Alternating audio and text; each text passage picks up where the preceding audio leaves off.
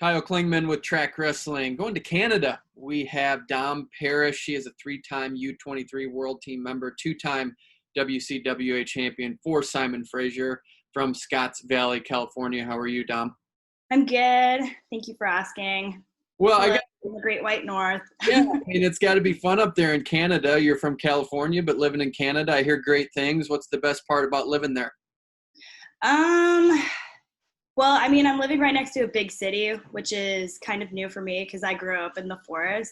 So just being able to go like walk around downtown or going like 20 minutes away and hiking in the forest is pretty cool. There's a bunch of cool national parks here. Tell us about where you grew up. I had to look it up on a map. It looks like it's smack dab in the middle of California and right on the coast. I'm assuming there's a ton of stuff to do. Yeah, so I grew up in Scotts Valley, but I tell everybody Santa Cruz just because everybody kind of has a general idea of where that is. But it like basically just in the woods. Like if you were to look at my house on Google Maps, it's like right like in the bush, and that was fun. I think it's different than most childhood memories, like for other people, because we just went outside and played. Tell us about your parents. I know a little bit about your dad, seeing him at a tournament. He seems like a fun guy. Are both your parents that way? So anyone who's met my dad knows that we're pretty alike. We both like to talk. We're like pretty loud. We're tricksters. My mom is like a bit quieter. She like is the calm one in the relationship, but she also likes to prank. She loves a good laugh. So I heard my dad get along so well. Do you have any good pranks that come to your mind that she has pulled? My dad will tell you, when she was first pregnant with my older sister, she pretended to be going into labor and freaked my dad out, and he ran around our house like packing to get ready, and she's like, haha, April Fools. So my dad uses that as an excuse to do all the little pranks that he does on her.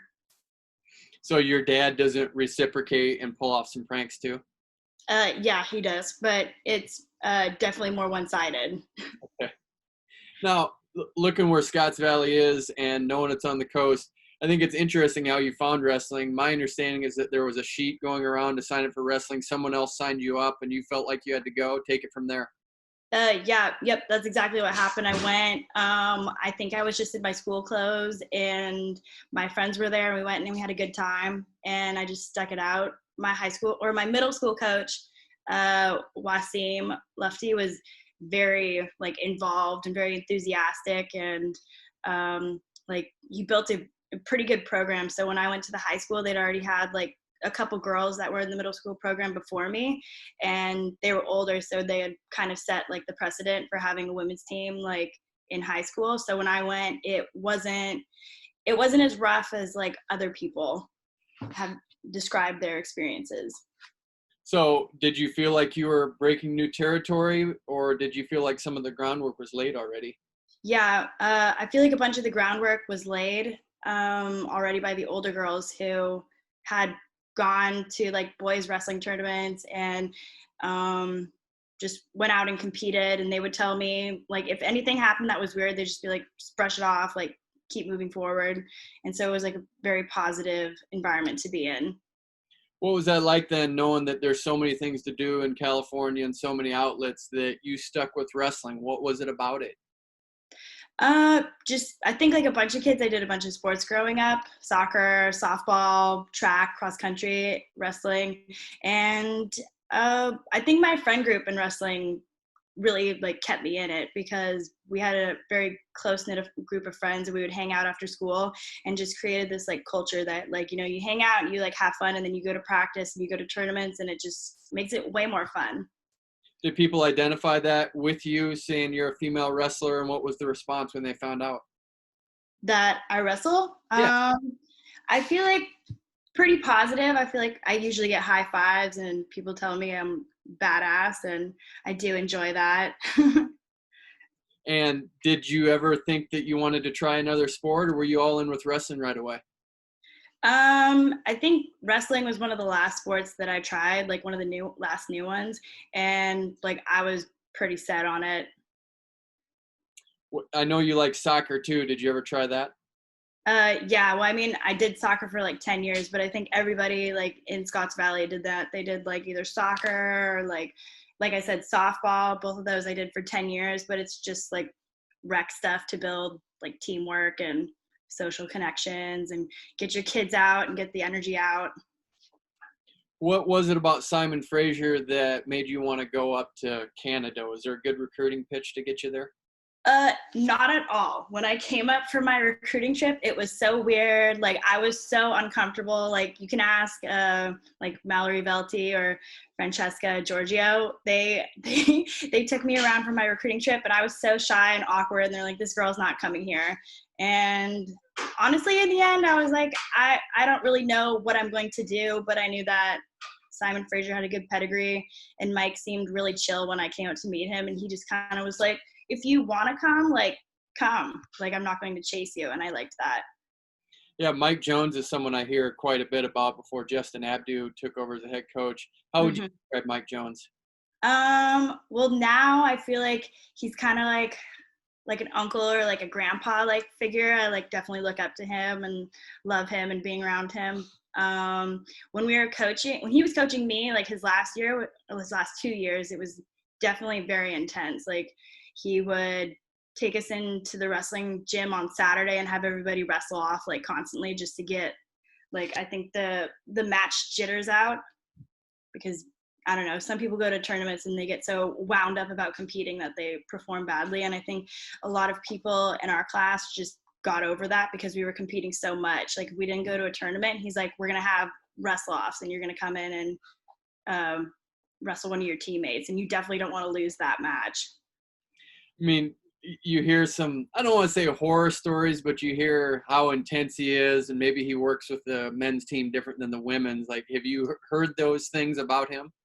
Yeah, definitely a bunch of stories where he's like left people in Oregon and gone home, made them run down the Burnaby Mountain, run back up with a rock, and then whoever had the smallest rock had to run back down again, stuff like that. I never experienced stuff like that, but he definitely was tough on his athletes, but he was tough on his athletes because he wanted them to do well. So definitely it mellowed when it was my first year, but it was still like, it was intense. If we go back to you getting recruited, if you said it was an awkward recruiting visit, how did you naturally grow into feeling comfortable at Simon Fraser? I think just the way that everybody does, like you form like a new social group and you make friends, and then just slowly like month by month it starts to feel more like home. I definitely like was a homebody like growing up, and the thought of leaving my family and like coming up to Canada, which sounds like so far away, was scary. But I mean, I'm very comfortable here now, and I think it just took like creating friends and like creating your own little family up here. Who'd you connect with right away when you got there?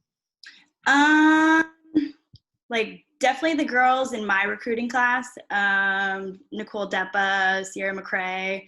I had this older girl in the room, Jen Anderson, who would just beat the crap out of me. We would wrestle all the time. She'd be like, we're going to wrestle at practice. And she would just destroy me. She would just tech me over and over again. And then soon it got closer. We like the matches did, and we would like compete hard, and we just became such good friends from there. Like it makes you feel good when you're improving in the room, because then people start to respect you more.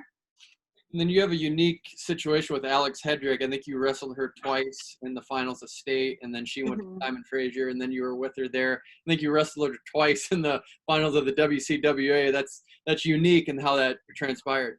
Yeah, well, I feel like yes, but also no, because that's happened to me before. Like one of my friends in high school, Ricky Liang, like we wrestled like in the finals of like 4 or 5 tournaments, and then we just slowly like became friends, and it was pretty cool. Like Alex and I wrestled like a few times in high school, and then came to SFU and yeah, wrestled in the finals of WCWA, but like we were already good friends before that. And I mean, even people now, like I'll wrestle like the same people at tournaments over and over again. You just kind of get used to it, and you learn that when you step on the mat, like you're not friends anymore, and you're competitors, and when you step off, you're friends again. one of the friends is Justina DeStazio. She is your roommate. She's wrestling for Canada. How did that friendship build?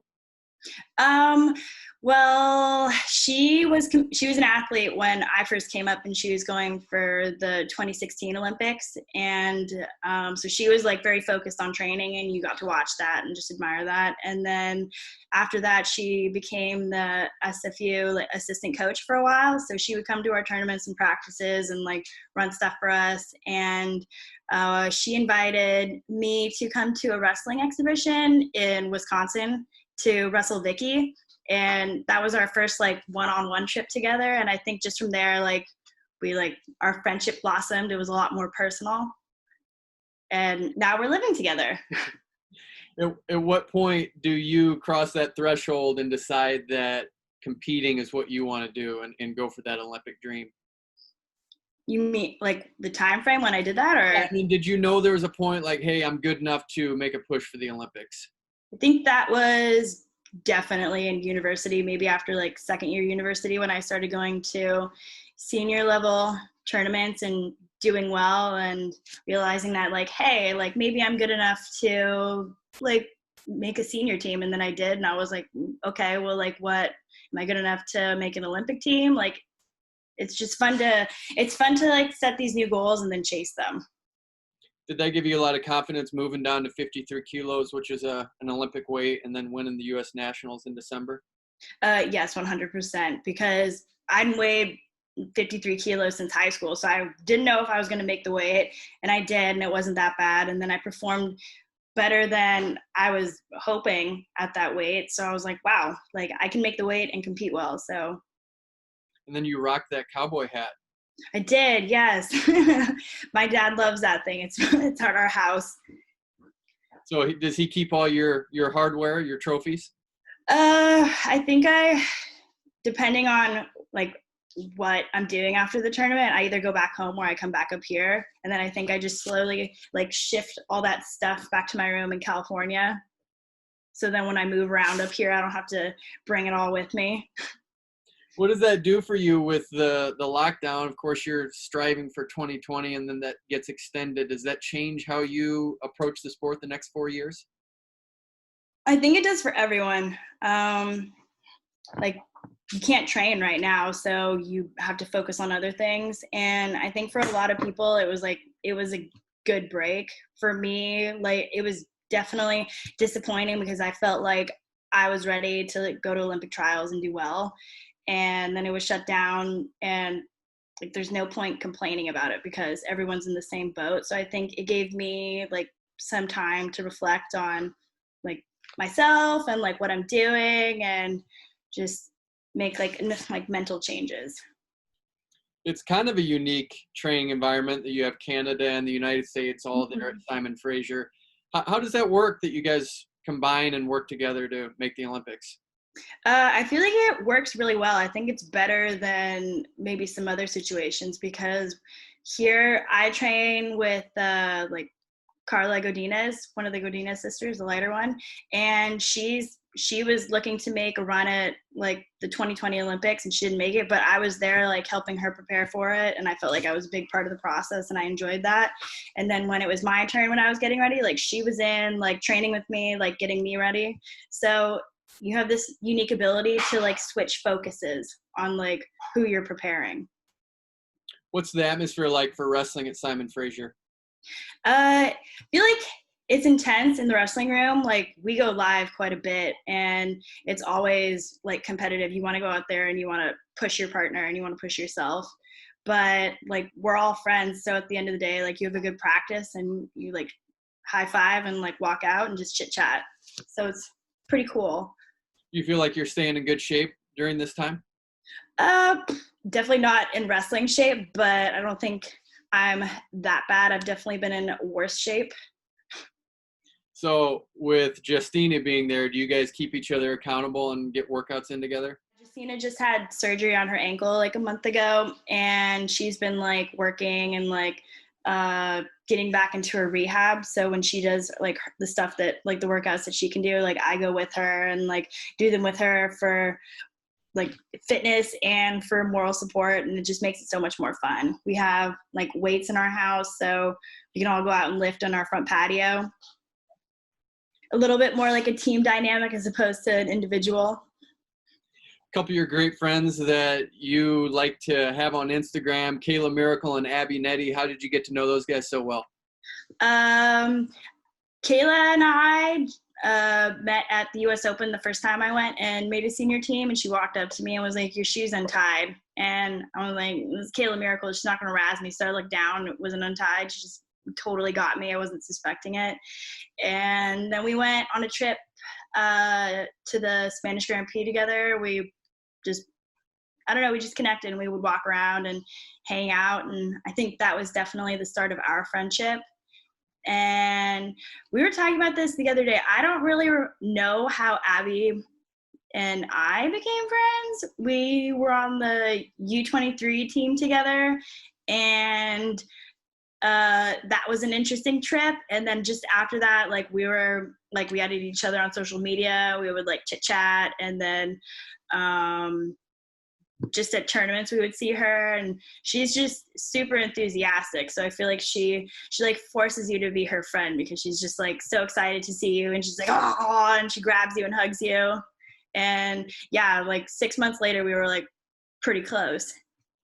I can see how you can be friends with people outside your weight class, but do you find it's hard to be friends with people inside your weight class? Not really. I feel like, again, when you're on the mat, like you're competing, and then when you're off, like it's no pain to like be nice to people and like ask them personal questions and get to know them. Well, you made Final X, so you're number 2 on the ladder right now. Do you feel like you have to get down to the Springs and train there when you pre-quarantine? Not as much. I think like I go to the Springs enough for like national team camps, and like it's good when I'm there, but I don't think I'm ever like I need to be down there. Terry and Clarissa are great, but I don't think I have like a personal coach there, at least not more personal than I do up here. And I think when you get to a higher level, that's kind of like what the girls are looking for, like a personal coach to be real with them and tell them what they need to do. Well, we asked you about Mike Jones, but how about Justin Abdu? This guy's awesome. Like, what's he like? He's high energy when he's in the room, which is fun. He comes in and like gets the girls ready to practice, and his practices are always fast paced and like different, which makes them a lot more fun. On trips, like again, yeah, when he's coaching you, he's like high energy in the corner. Does he explain his philosophy to you that he doesn't like to talk before practices? He just wants to get to it, and then he'll talk after the practice? No, but I definitely could see that. Like he is like when he'll like show up when practice starts and be like, start running, start warming up. And then, yeah, he's a lot more chatty after practice. So that makes quite a bit of sense. Well, he says half the people think he's funny and half don't. What side do you fall on? I think he's funny, but I don't know. I think it all depends on your sense of humor. Like if you don't have a sense of humor, you're not going to pick up on his jokes, and then you won't think he's funny. You probably won't enjoy him at that point then. Do you see yourself living up there long term? I don't know yet. Like I didn't think I would stay up here this long, but I have. And with quarantine and everything going on, like who knows?